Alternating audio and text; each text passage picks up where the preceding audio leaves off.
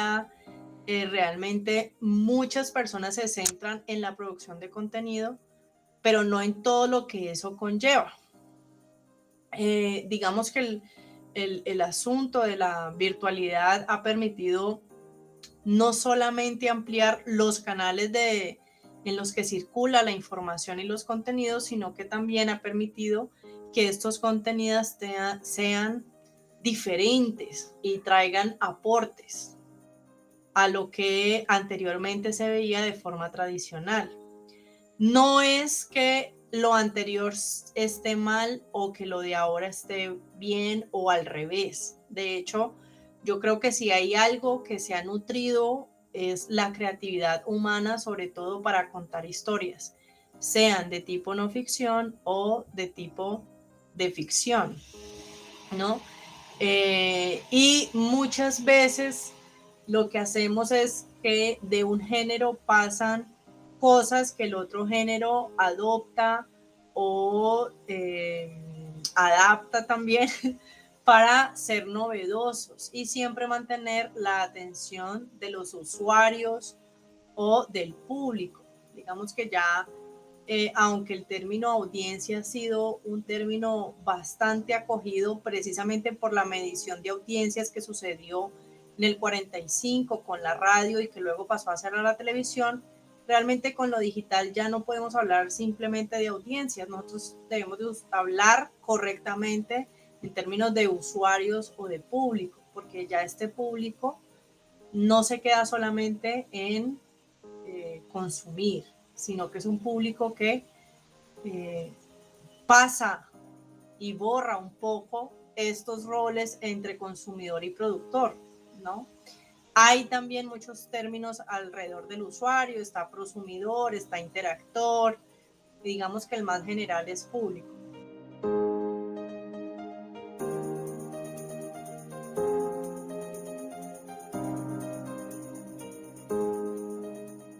La industria del entretenimiento, por tener tanto flujo de dinero, es una de las industrias que más moviliza la innovación en términos de contar historias y en términos de atraer públicos. Sobre todo hoy en día, empresas como Netflix que no solamente tratan de innovar, sino de darles al público algo diferente aprovechando su naturaleza digital, ¿no?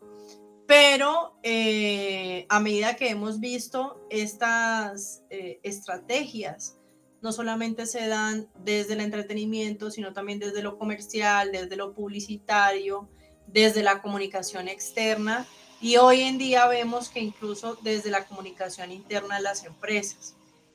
Eh, Evidentemente, por ser proyectos de comunicación interna, no son muy conocidos, más son conocidos los de comunicación externa, sobre todo con sus clientes.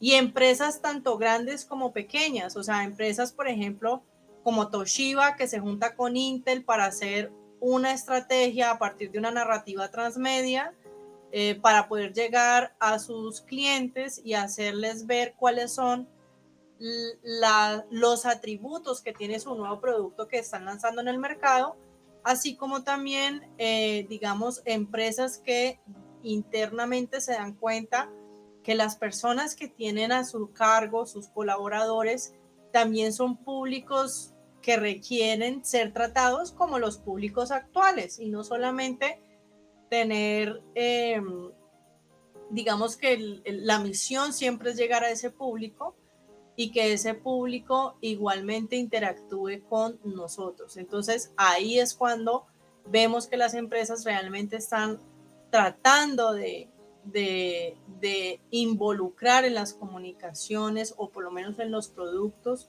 nuevas estrategias acorde a la actualidad, ¿no? Y eso hace que las estrategias muchas veces sean mucho más eficientes y eficaces.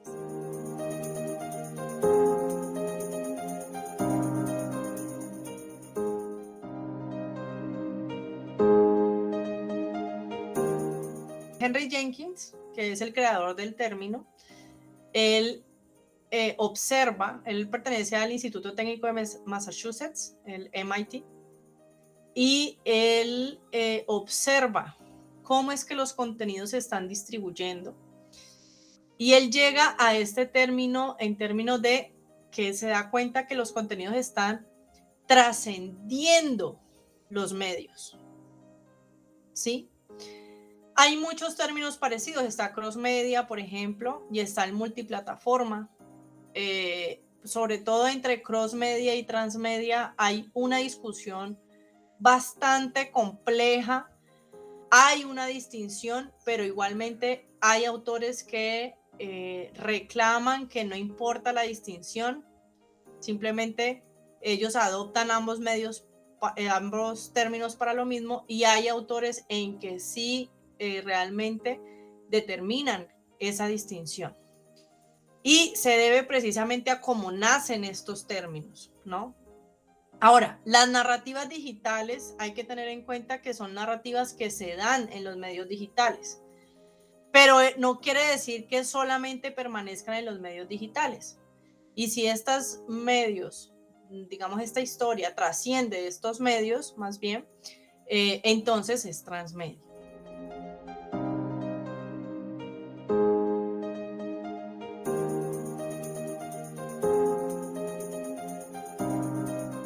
La transmedia tiene como característica que pueden hacer desde cualquier lado. Y todo lo que contribuya al universo narrativo de esa transmedia hace parte de la transmedialidad, ¿sí?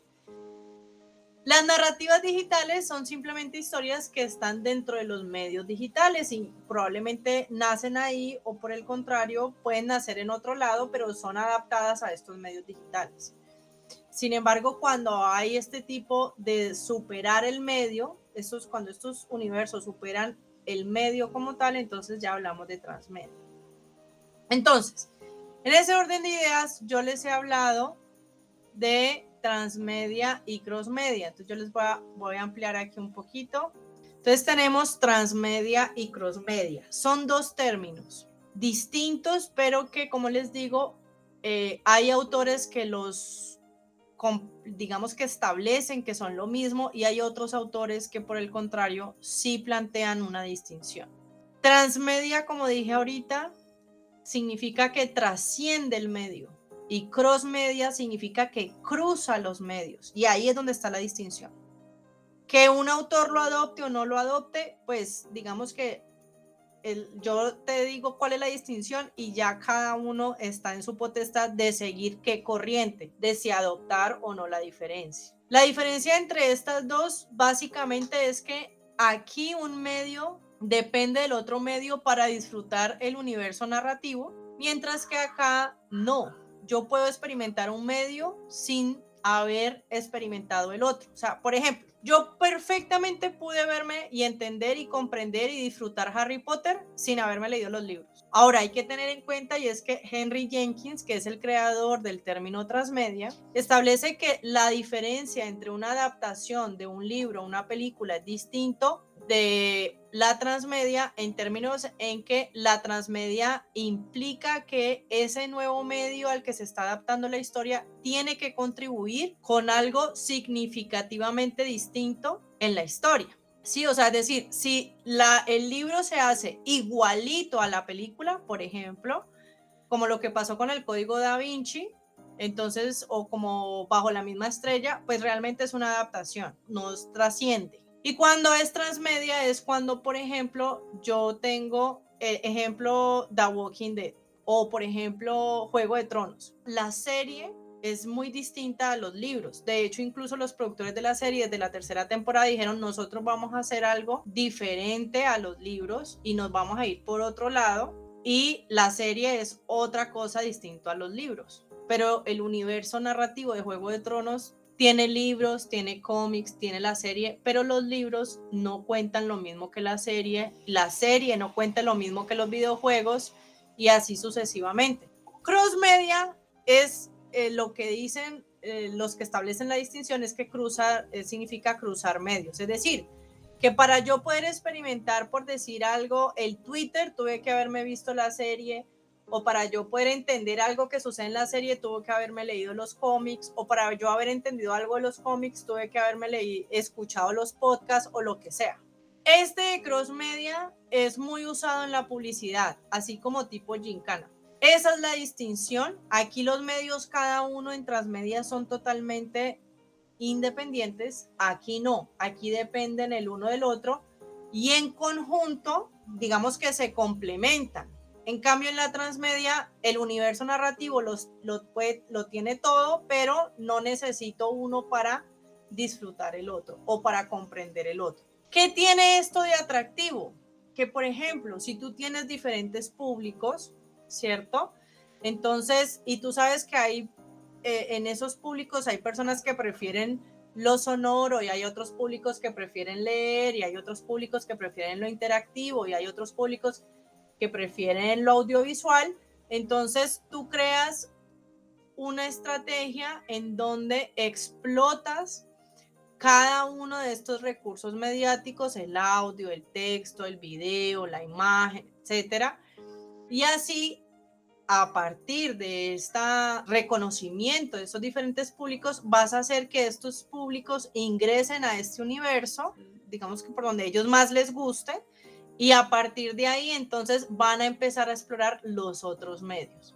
Hay otra distinción que es con otro término que se llama el multiplataforma, y esto tiene que ver más que todo con las adaptaciones, como yo les decía. Cuando la adaptación es lo mismo que se cuenta en un lado y en otro, entonces ahí estamos hablando de que es el mismo contenido multiplataforma. Como por ejemplo, ahorita que sacó Disney la película Encanto, entonces esa misma película se cuenta en un cuento ilustrado, pero es lo mismo. Entonces ahí es multiplataforma. Entonces, digamos que son términos que en estos momentos se están escuchando mucho en el mundo, pero la tendencia todo es hacia lo transmedia. Ahora, si hablamos de las narrativas digitales, pues ese es otro cuento, porque las narrativas digitales, entonces, dentro de ellas tenemos diferentes características. Pero antes de pasar a eso, yo quiero hablarles que una de las posturas que plantea Carlos Scolari es que dentro de la transmedia, como incluso también en la crossmedia, es muy importante el rol activo del usuario. Entonces, ¿qué pasa? Digamos que en la crossmedia puede pasar que el rol activo del usuario sea participativo, pero en la transmedia el usuario expande el universo, ¿sí? Que es una de las distinciones. Por eso es muy importante como conocer el asunto de la transmedia desde la perspectiva en que la transmedia expande el universo. No es una historia fragmentada, sino que estamos hablando de una expansión de un relato, de un universo que nosotros estamos creando. Ahora, esto lo estoy hablando, por ejemplo, en términos de historia, pero si lo hablamos en términos de otro tipo, por ejemplo, la política, la campaña de Barack Obama fue la primera campaña política transmedia reconocida en el mundo. Y esto se debe a que los mismos seguidores de Obama básicamente lograron la espectacularidad de la trascendencia de su campaña política, porque fueron ellos mismos, a partir de un discurso que da Obama, en donde proponen casi que la frase insignia de la campaña de Barack Obama, que era Yes We Can, y luego le sacan canción, y luego le sacan poemas, y luego le sacan memes, y luego le sacan una cantidad de productos, todo desde la misma comunidad. Entonces, esta comunidad empieza a hacer un rol activo en la expansión, en este caso, de la campaña de Obama. Entonces, miren que puede ser desde algo publicitario, puede ser desde algo político, puede ser desde el entretenimiento o desde cualquier otra campaña de comunicación que nosotros podamos tener. En cuanto a lo de las narrativas digitales, básicamente tenemos distintas, porque las narrativas digitales pueden ser hipertextuales o pueden ser narrativas. Y la diferencia es algo como esto. En el caso de Mario Bros es un videojuego con una historia interactiva. Entonces, en ese videojuego, ¿qué sucede? Por ejemplo, el primero. En el primero, Mario Bros es un fontanero en donde Honguito le dice que la reina Peach ha sido secuestrada por el príncipe Koopa y que él debe de ir a rescatarla. Entonces él va, recorre los primeros mundos, llega a un castillo y no encuentra a la princesa Peach. Entonces Honguito le dice, ay, qué tristeza, tienes que continuar en el siguiente mundo para ver si en el siguiente castillo si encuentras a la princesa Peach. Y tú estás constantemente en un rol participativo descubriendo la historia hasta que terminas pues la historia. Hay diferentes modelos en las narrativas interactivas. Hay un autor que se llama Xavier Berenguer que él plantea que hay 3 modelos. En este momento los videojuegos están combinando todos los modelos, pero básicamente los 3 modelos siguen siendo muy fáciles de identificar. Una es, por ejemplo, el modelo en red o ramificado, que es como la de Bandersnatch o como el gato con botas. El otro es el interrumpido tipo Mario Bros o la mayoría pues de videojuegos tradicionales. Y está la narrativa orientada a objetos que está basada en los juegos de rol. Pero aquí básicamente es como que el usuario crea toda la narrativa a partir de algo muy poquito que se le da. Yo les estoy hablando desde los videojuegos, pero desde las empresas también se ve. Miren, por ejemplo, en el caso de la red o ramificada Hell Pizza, es una pizzería. Y estas personas de Hell Pizza, ellos crean esta película interactiva, Deliver Me to Hell, y es una película en donde ellos están en un apocalipsis zombie y la idea es que para ellos promocionar que uno puede pedir la pizza a través de su aplicación nueva de celular, y al final la idea es que es la historia de un repartidor de pizzas tratando de llevarle la pizza a esta chica que está corriendo allí. Y es bien particular porque es una estrategia que entretiene al cliente mientras le llega la pizza, promociona la aplicación, promociona los valores de la empresa, que en este caso sería el compromiso de hacerle llegar una pizza deliciosa a tiempo y que llegan hasta cualquier lugar, en este caso en Nueva Zelanda, incluso en un apocalipsis zombie. Entonces miren que cumple muchas funciones y tiene muchos objetivos y es una estrategia que les fue tan bien que incluso hasta aquí logramos pues conocer esta estrategia. Entonces puede ser aplicada tanto para empresas como para el entretenimiento, ¿no? Todo depende del objetivo de estas campañas en términos de los objetivos que tenga la empresa con una estrategia de comunicación. Por favor, siempre evitar información falsa. Es un acto de responsabilidad con nuestros públicos.